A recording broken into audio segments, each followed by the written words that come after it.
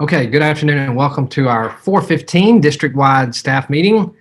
Like each Wednesday, if you have questions or concerns or comments, please put those in the chat portion of the video and we will definitely address any questions that you have at the end. We have staff on here to answer those questions.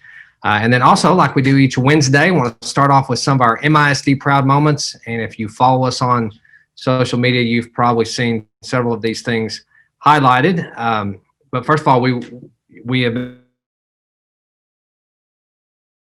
been focusing on our fine arts programs around the district.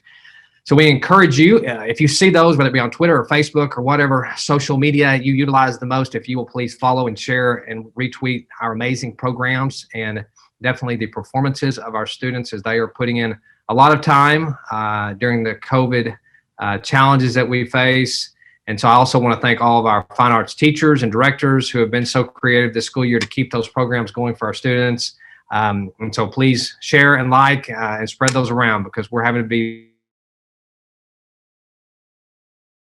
very creative in how our students perform and how we showcase their talents. So please assist in that if you can. And once again, thank you to staff for doing that. Also, I want to congratulate our Midlothian High School volleyball team on an outstanding season. They were the regional semifinalists and they played a great game last night against an excellent Lovejoy team. Unfortunately, the season came to an end, but overall, we know that it was an outstanding season. And so congratulations to all of our Lady Panthers volleyball team members, and also congratulations to those coaches, to the coaches. So if you see them, please congratulate them. Our Midlothian High School football team continues to have a winning season, and they will play this Friday against Richland. That will take place in Birdville. This is a very important district ball game. And for many of you, if you didn't see it, they played a great game last Friday against Mansfield Summit to stay in the hunt for a playoff spot. So that makes this Friday that much more important. Also, Heritage Football, the Jaguar football team closed out a very successful season 2 weeks ago. So the Friday before we left for the Thanksgiving holidays, they played into the second round of the playoffs, but lost that Friday to a very talented Paris team. And so I want to congratulate them on an excellent season as well. Just a few items on the agenda today. Tonight we are holding our monthly board workshop, and this is mainly to discuss COVID-19 related topics.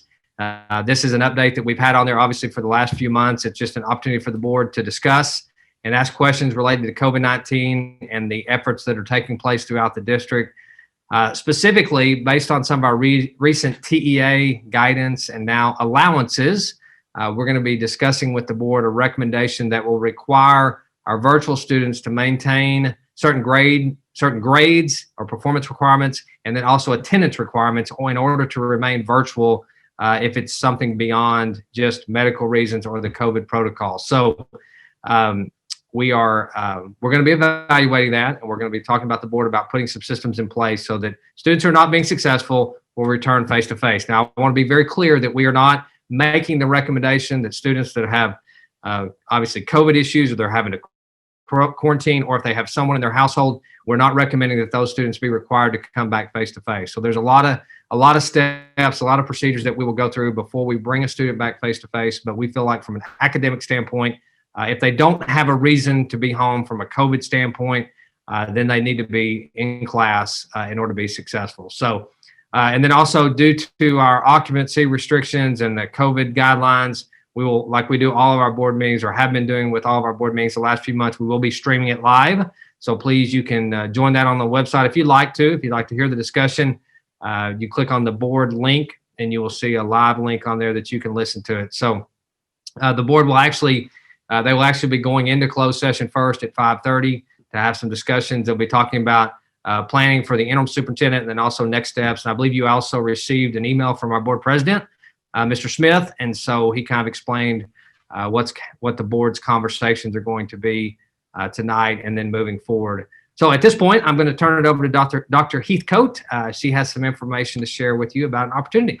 Dr. Heathcote. All right. Thank you. Good afternoon, everybody. Hopefully you all are already aware of the opportunity for MISD employees to participate in a master's program through Dallas Baptist University for a reduced cost. So today I just want to share a final opportunity for anybody interested in starting during the spring 2021 semester. But DBU is going to hold a virtual meeting where Dr. McHaney will review what the program can offer for you and answer any questions that you may have. After this, I will send out an email sometime this evening with the Zoom link to join with that. And then it is scheduled for 6 p.m. on Tuesday, December the 8th. So if you want to go ahead and put that on your calendar. But other than that, if you have any questions about it, I am here and feel free to reach out to me. And that's all I have. Thank you, Dr. Heathcote. Just one more item. We have the Midlothian Historical Society is going to dedicate a state historical marker that's been installed at the front door of the present Jenkins Early Childhood Academy, formerly known as J.R. Irvin Elementary. And so that marker is going to tell the history of public schools in Midlothian. We're very excited about it. It's been very well done. And so you're invited to attend that ceremony tomorrow afternoon at 5 p.m. And once again, this is being done by the Midlothian Historical Society, and they will have individuals. They're planning the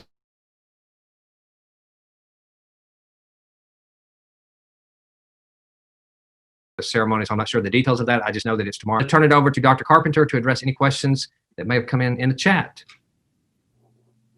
All right. Good afternoon. Yes, there are a few questions in here. Dr. Heathcote, this is very similar to the one that you addressed earlier in the first meeting.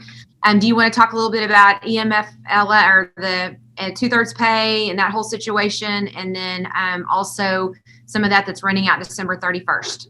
Yeah, absolutely. So there have been some questions around the 2/3 pay. And so if you have a child at Jenkins, or you have a child that is in a daycare center, or any child with any situation like that, whenever the child care center closes or a room closes, you are eligible for 2/3 of your daily rate. And then you have the option of using 1/3 of your personal time to make that up to 100% of your daily rate. That's totally up to you if you use it or not.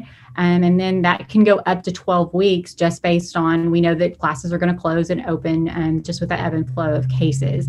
The guidance has changed. Obviously we're going back to the board to talk to them tonight, as Dr. Carpenter was saying, and Dr. Ledbetter as well. But right now, all of the FFCRA benefits, including the 2/3 pay, including the remote work, including the 100% pay for up to 80 hours, all of that is going away as of December 31st. And so we are kind of in a wait and see before we really put anything out for next semester. And so that's kind of a tough spot that we're in. We are hopeful that they will extend that because we do know the importance of our employees quarantining and being able to be as healthy as possible. But we're waiting to see when that guidance will change or if it changes. But as of right now, all of that actually ends on December 31st. That's not to scare you. That's just to be really transparent with you to know kind of where we are on that.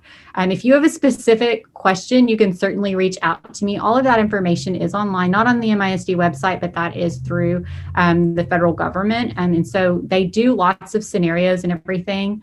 We also check with our TASB attorney as well to talk through different situations whenever they occur to make sure that we're following that. So each situation is different and we look at them all individually, but follow the same protocols. So if you have certain questions about that, I'm happy to try to answer those questions. So if you want to give me a call, feel free to reach out. I am at 5016. All right, thank you, Dr. Heathcote. Just something else, a couple other things to follow up. We are aware that the CDC did change the recommendations for quarantining today. Actually, that came out from 14 down to 7 to 10 days. And so the 7, we're working through that right now. We're waiting on TEA's additional guidance. We should get an update from them on Thursday, but we'll be working through that in the coming days and weeks. We will potentially see a change in that on those quarantine days. Also want to address real quick the discussion. There was a question about the discussion. Where are we on discussion of paying teachers for covering other classes during their personal conference period? We're actually going to be talking with the board about that this evening. We've been doing research since November 16th. We've got 17 districts that were willing to share their information with us. And of those 17, only 2 districts have given a raise for 2020, 2021, and a supplement. That's Midlothian ISD and Tomball ISD. 15 of the 17 did not give a raise. They're just giving a supplement. And only one of those districts is paying $25 a period to cover for conference periods. And so that does not seem to be the solution that most districts are going with. So we're going to report out on that information this evening and let the board have a discussion on moving forward. So just to follow up, we are prepared to have that conversation this evening. Dr. Ledbetter, I'm going to send it back over to you. Okay, and if we do not have any additional questions, which it does not look like we do, then that concludes our staff meeting for today. Hope you have a great evening.